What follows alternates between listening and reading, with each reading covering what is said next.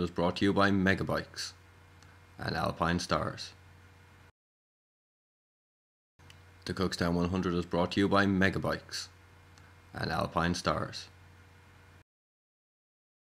With Ronan Pentony here, just catching up after the Cookstown 100. Ronan's racing for the Ronan Pentley motorcycle squad. It's his own privateer outfit. First of all, before we talk on today, explain what it's like running your own outfit and the pressures of also being the rider as well. Biggest issue is really time to get bikes ready and get loaded up, get to a circuit and get racing. If it wasn't for the guys like this helping me out, we just wouldn't be here. No, it's good to see. A nice privateer outfit sometimes can provide a good surrounding, which can also lead to good results in the race. As you say, if the guys make it as easy as possible for you, it can lead to making things a lot easier for you on track. Yeah, it does. Concentrating getting the bikes right, and then I don't have to touch them from we load the truck until we load it back up again.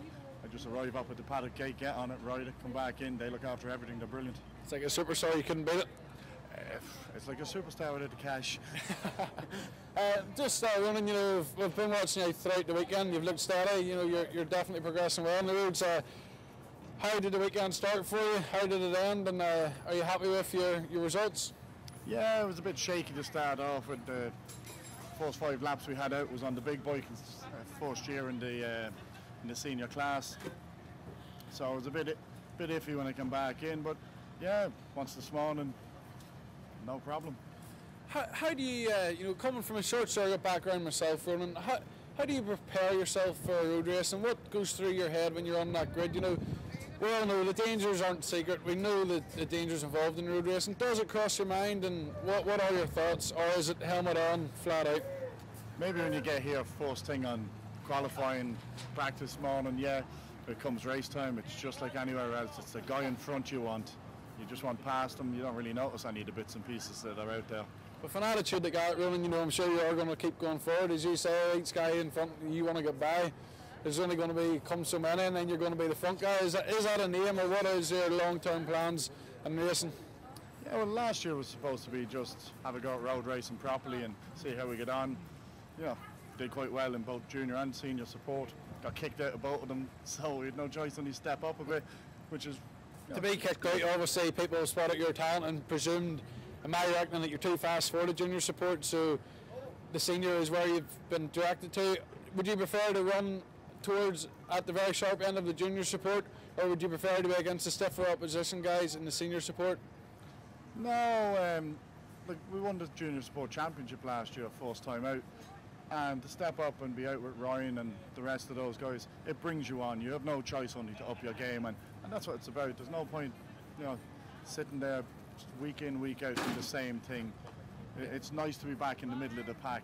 Super Twins is where it's at now, and 600 for me. Super Twins, as you say, does seem to be a very popular class. Now, just another thing, your road racing career has been quite short at the minute. You're quite new to it. Who has been the most impressive rider you've shared track with and witnessed on track? Obviously you're now out with William Dunlop, Michael Dunlop, Ryan Farquhar, Adrian Archibald. The list goes on. Who stands out? Who really impresses you? Super Twins class last year, Ryan can pass me a few times on warm-up laps and that. You try to hang on to him, and he's just dawdling around, and you can't keep up with the guy. He's so smooth. He looks like he's not trying. Him or William. William's the same in the 600. He just looks like he's out for a Sunday drive, and he is gone. As you say, it is good to share a track with them guys, and that can only bring you on. What was your best result this weekend at Cookstown, and how much progression did you make from qualifying? From qualifying, massive. We finished 8th in the Super Twins A race from the third group, and forced SV home, so that was all I wanted, was to be the first SV. Definitely, and to be in the top 10, you're in a senior class at road racing is definitely no short achievement now. If the depth seems to be getting stronger, the likes of Paul Jordan and Jamie Hamilton have came from British Championships. Do you see road racing maybe as a route that younger riders are starting to take and give you guys some more stiffer opposition? Yeah. Super Twins class is really dragging guys off short circuit to come road racing. Northwest, we have an entry in for that. It's going to be interesting to see if we can run with the rest of them. Good luck to that there. Now, just before you go, is there any sponsors you'd like to thank, for making this dream, as you may call it, possible? Yeah, well, my own shop, RPM Cycles, kind of foot the bill for most stuff, but Jason Doyle, Paul Phipps and Rambo. Without them, there's not a hope we'd be here this weekend. Well, Ronan, it's good to see you, stepping up into the senior class and mixing it amongst the big guys. So I can only wish you all the best and safe and successful year for 2012. Good luck. Thanks very much. You're welcome. Welcome back for our feature race, the Braeside Bar and Restaurant Supersport B. Our featured rider is Ronan Pentley here, starting off in Group 2. As Group 1 gets underway there, number 22 gets a jump start there, that's Stephen McElvenna, and number 11 off there into the lead, that's Callum Laidlow. On the outside there, Reuben McPhee and Gary Miller working the inside there. The second group gets underway as Ronan Pentony. He's got a flying start there, just ahead of Maria Costello, MBE. Number 12 there leading the second group, which is Alan Jackson on the WA Corliss Jackson Racing. As they head down into the straight onto the breaking points there, the third group is away safely, all riders out there. Now heading into the first turn, Ronan Pentley there right behind Alan Jackson, the WA Corliss Racing bike.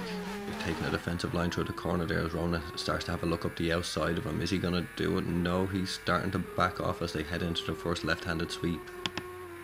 As our commentators are off on race duty, I'm going to take this opportunity to read you out some results from the Senior Support A race.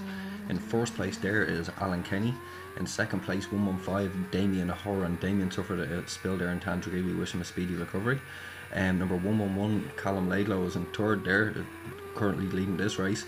In fourth was Noel Brennan. Rodney Patton then shortly followed him in fifth, followed by Richard McLaughlin, William Moon and Robbie Lyle. William Harra is also in there with Peter Whitestone. We have Robert Gordon next and Aaron Hatch. In 13th was Bernard Daly, followed by Peter O'Flaherty and Roy Scott. Noah Carroll shortly following him. Neil Vickers, Mark Larkin, John Cahill, Ian Simpson and Stephen McKeever. As they start around back in now, let's see who's still leading in the first wave. As you know, this is on corrective time, and yes, it's Callum Laidlow. Callum Laidlow is still leading the race there, closely followed by Michael Pearson, Reuben McPhee and Gary Miller. We're on board with Ronan Pentony. He heads into the last two sweeps there, and he's starting to make up some time now on number 12, which is somebody who's number 12. It's Alan Jackson. Alan Jackson there as Ronan heads down the straight at a blistering speed. You can see him starting to pick up the pace there as his temperature starts to cool down, as the air flows through that radiator. He's caught him on the brakes. He's like, oh, who's that up the inside of him? We don't know. We'll have to get past him now and have a look. And that was Peter Whiteside, number 70, just overshooting, and Ronan Pentley regaining the advantage. I'm going to take this opportunity to read out the 125 GP results. In first place there was William Dunlop, closely followed by Nigel Moore, just under 2 seconds there, separating the two. Sam Wilson and then Paul Robinson, Paul Jordan and Barry Davidson following them up. And we have Sam Dunlop there in 7th place, having a couple of difficulties with the bike. And we have a Cork Rivet interview with Sam up in Ride Ireland, should be there in the next couple of days. Warren Reeves there in 8th place. As Ronan starts to pick up the pace here, you can see him making up time.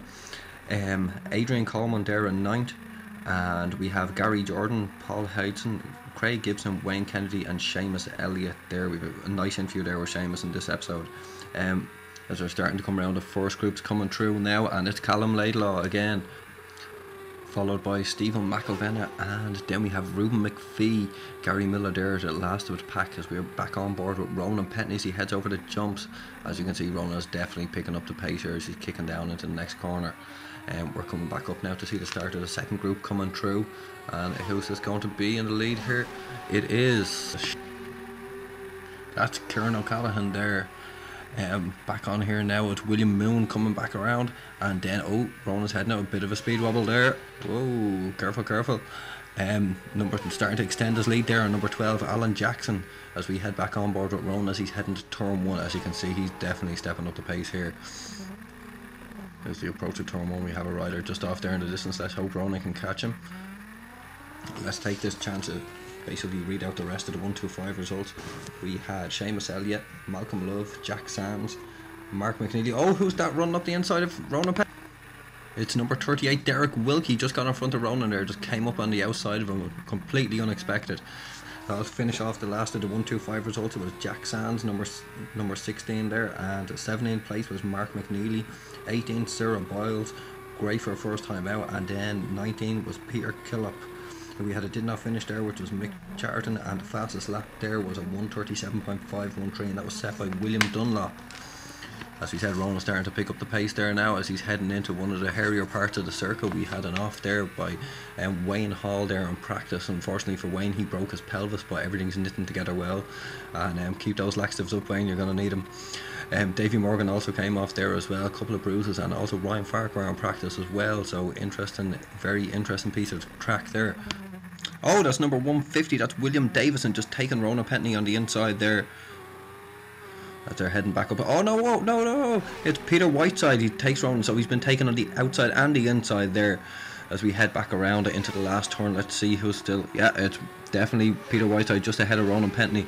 And you can see the distinct difference there between stationary camera footage and onboard, as the distance is much clearer to see. Let's see what Ronan can do here on the brakes and see if he can catch Whiteside and reclaim that place that he's just lost. They're both heading back in. Looks like Ronan's going to have a look at the inside, but no, he's riding a defensive line. Whiteside there defend this line quite well as they head up the back section. As the tension has started building this race, let's see if I can fit a few more results in. We have the Moto 400 and 450. We have first place there in the Supersport 400 was Andy Farrell, followed there by Alistair Bailey. Andy 4 seconds, as he said in his interview, ahead of anybody else. Vic Allen there in third place, followed by Johnny McKay. Fifth place there is Ricky McGovern, and in sixth is Gavin Upton. Seventh place there, Paul Maguire. We have a lovely interview with Paul Maguire there in Tandragee.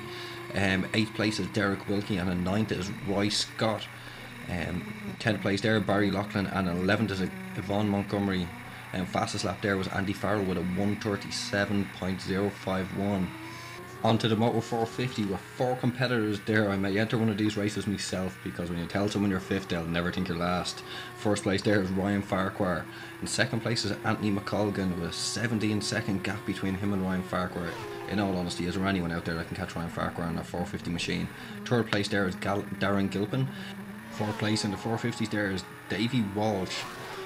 As we're heading up now into the last lap, this is where it's all going to come down to. As you have to remember now, this is corrective time. The rider's starting 3 different waves here. Now, Alan Jackson just catching Ronan Pentley out there. He's losing a place to him. But still, Ronan fighting hard now on this last lap. As all the riders start to cross the line here on the last lap, this is where races are won and lost. Oh, that's a big moment there by 911 Adam Sheriff. What an appropriate number for such a moment like that. That's number 150, William Davison, just slipping up the inside of Ronan Pentley. I'm sure Ronan will be eager to get back and remake that time. Oh, not that eager, Ronan. Be careful there. That was a bit of a moment. Don't forget to log on to RideIreland.com. We have all the race results as they happen. RideIreland.com also bringing you some of the in-depth, uncensored interviews that unfortunately we can't show in this primetime pre-watershed show. If you're heading to the northwest, keep an eye out for us there. I'll be up there in a black and orange KTM RC8, courtesy of m50ktm.com. That website isn't even up and running there, so we're bringing it to you before it happens. Ronan pushing very hard here as he's heading into the last section of the last lap of this race. This Ronan Pentony's first year up in the main Supersport race, and he's not doing too bad if I do say so. I don't think he'd mind either. Heading pretty hard into a hairy section of the track that has taken a couple of them out in practice, as we'd said before. Straight up, he's heading towards the jumps now. Oh, he's down nice and light, and he's heading into another hairy section. This is where Michael de Koppel had his crash there last year, and what an unbelievable crash that was. We have an interview there with Michael de Koppel in this show. Last lap, a checkered flag is out.